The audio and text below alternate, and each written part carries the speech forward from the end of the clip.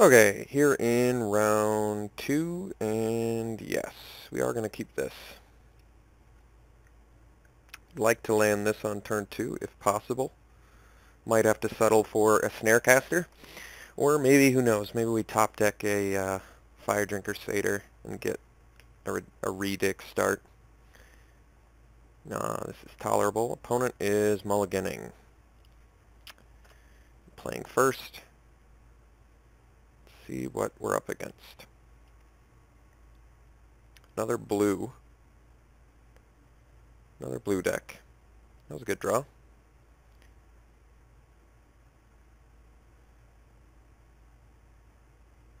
I think we are going to do the Snarecaster if I can't do the Vanguard.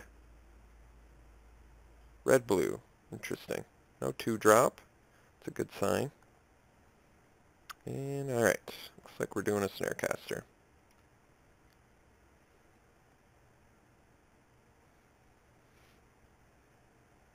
No thanks.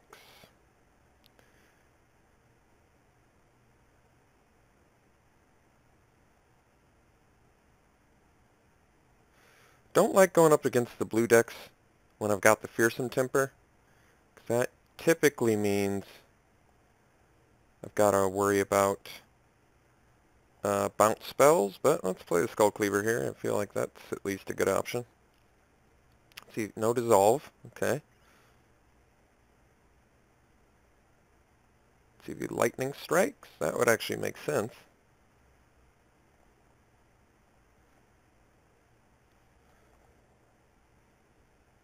He's taking it. Alright. Well, set this up for a nice little Fearsome Temper or a Snarecaster.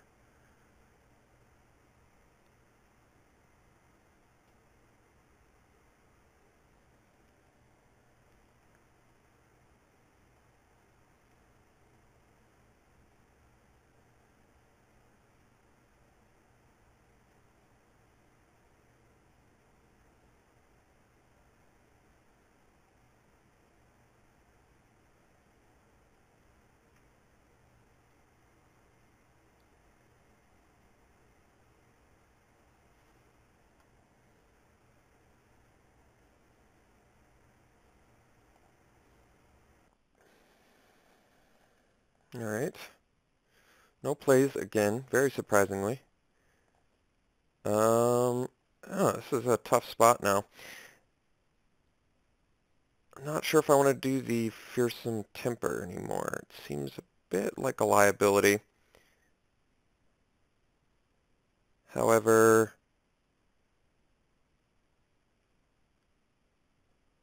he hasn't played anything?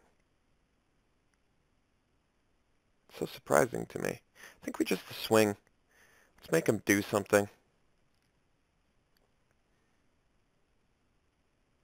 I don't like this all his mana open sort of stuff. I think he's just trying to, I think he's baiting me. Even if it's a Hippocamp, I'll make a trade.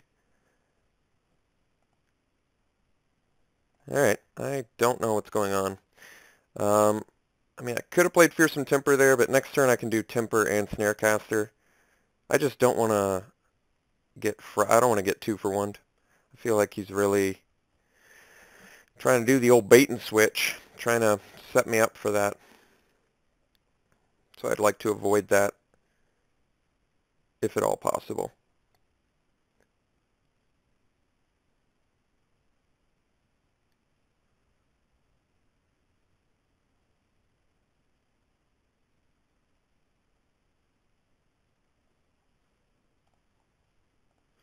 Okay, he's finally decided to play a spell, and it is Prescient Chimera. Alright, well, this is going to be a productive turn for us. We're going to Fearsome Temper the Skull Cleaver. Big reason is 3 toughness. This is actually 4 toughness, so it doesn't avoid Rage of Purphoros, but it does avoid Lightning Strike and Bolt of Keranos. Although more likely we got all the Bolt of Keranos. Can I kill him this turn? Or is that even, I guess I can't. But we are going to Snarecaster for obvious reasons.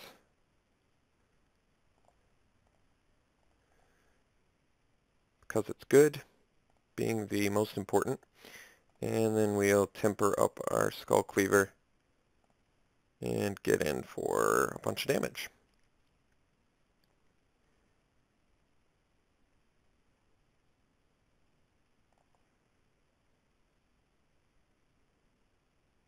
Temper is very strong here. It's going to make him play, I believe, a couple creatures to really... He's got to deal with this. Like, that's the bottom line. He has to deal with Skull Cleaver pretty much now, because if I get another mana, especially, I can stop this from blocking it and whatever else whatever other creature he may play this turn. He's almost in Bolt of Keranos range, not quite. He's got to deal with this.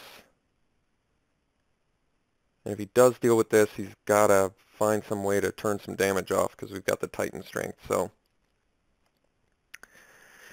the options are there for us. The question is, what exactly is our opponent doing? What are his other cards in hand?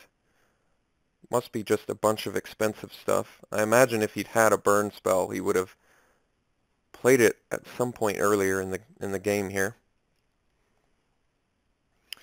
Okay, get a concession from the opponent, which is very strange. I don't know exactly what our opponent's doing. He is red-blue, typically very good against a lot of the cards in my deck, primarily the instant speed buff spells because he has bounce, and the auras also because he has bounce. Porton looks good though. He didn't play a creature until, what, turn 5, so ganking his 5-drop seems like something that would be devastating. Glare of Heresy doesn't come into play. Scouring Sands, excuse me, it doesn't look like anything else is really that good against what we saw, but then again we saw one spell that whole game, so let's try it again.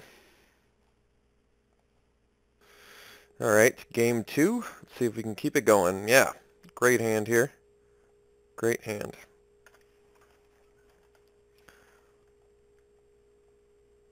Good distribution. Good creatures. Still don't quite know what our opponent's doing. I'm assuming he's just either he got super flooded game 1 or he's very mid-rangey. Not exactly sure, but we're going to find out.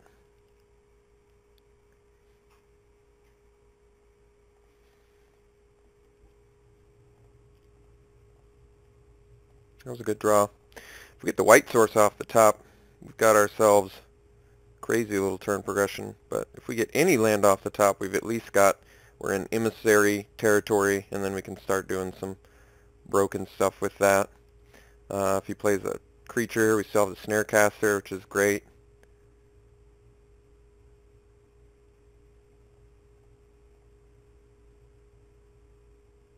See if we can get that white source. Not quite. Still going to play the Snarecaster.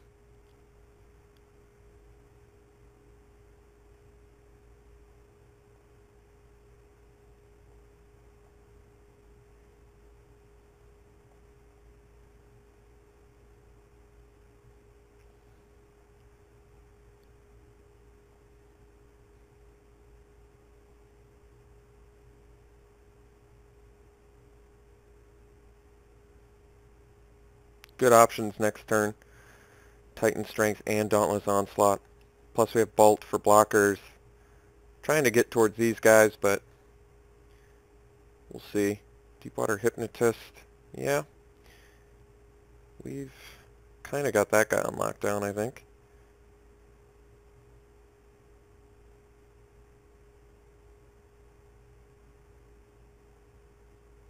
Alright. Why don't we swing and then play Emissary? I think that's actually the best. Don't have to commit resources. I don't mind trading either of these guys for that. I don't care about getting rid of the life gain. This guy's not necessary.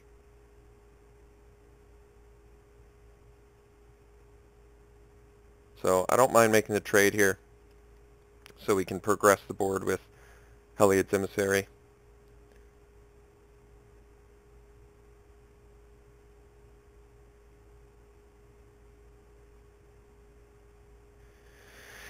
I'm curious if our opponent's playing Stymied Hopes. I hope he's not. But it is, I mean, it is a real card. I just don't think I play around Stymied Hopes until I see it.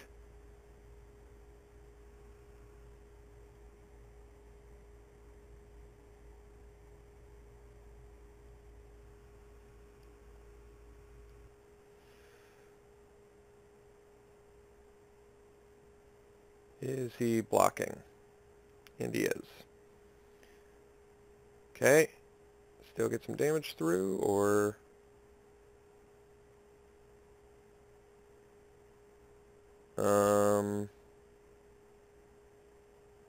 Yeah, I don't think I care about that. This card's not that good. So, yeah, I mean, technically I could onslaught here. I guess it would save my guy.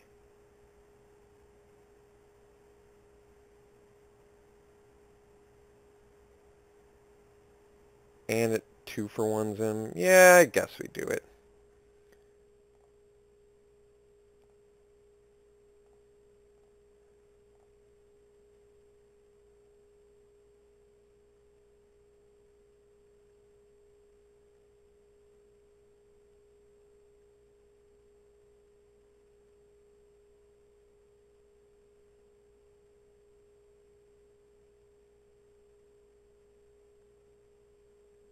Saves my guy, kills his guy, gets rid of his Lost in the Labyrinth. I feel like there's enough upside to it where it does feel like the right play. I don't get to do my Emissary, but whatever. He plays a Prescient Chimera, I still get to trade with it. Prognostic Sphinx. Well, still can kill that too.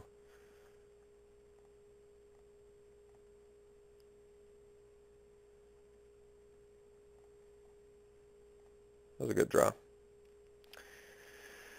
Alright, if he doesn't block, we still get to do, I guess, a Wingsteed Rider, maybe? I definitely 2-for-1 myself here, though. That goes without saying. We get to take care of his rare.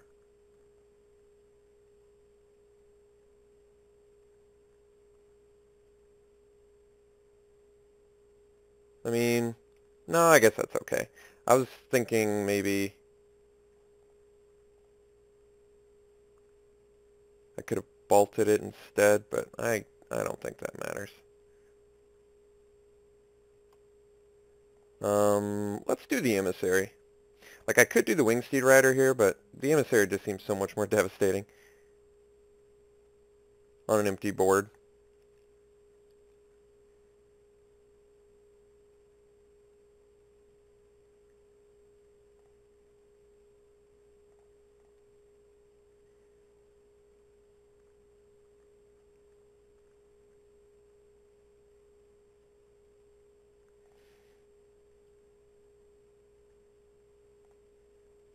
So we'll take 5, no problem.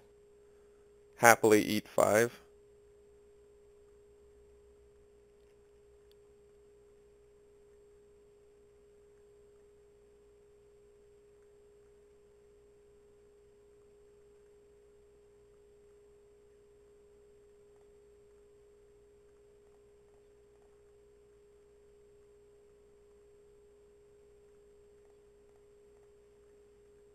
That was a good draw. So get to get in.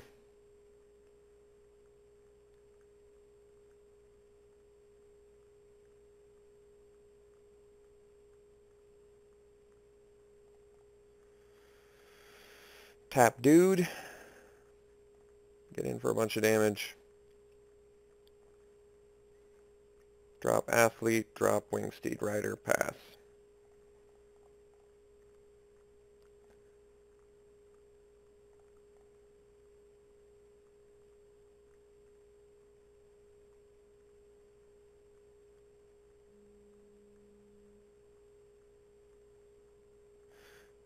Yeah, that guy's pretty good. Does he have the target now?